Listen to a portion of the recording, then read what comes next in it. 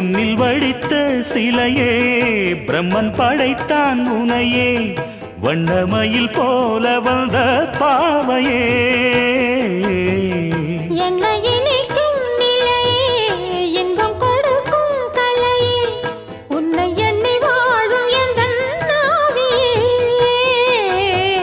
கண்ணிமையில் தூண்டிலிட்டு காதல் தனை தூண்டிவிட்டு எண்ணி எண்ணி ஏங்க வைக்கும் ஏந்திழையே பேசி தொட்டு காதலித்து இன்பம் கண்ட காரணத்தால் தூங்கலே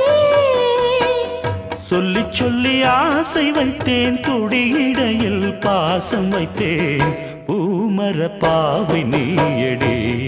இங்கு நான் பாடும் பாமர பாடல் கேளடி.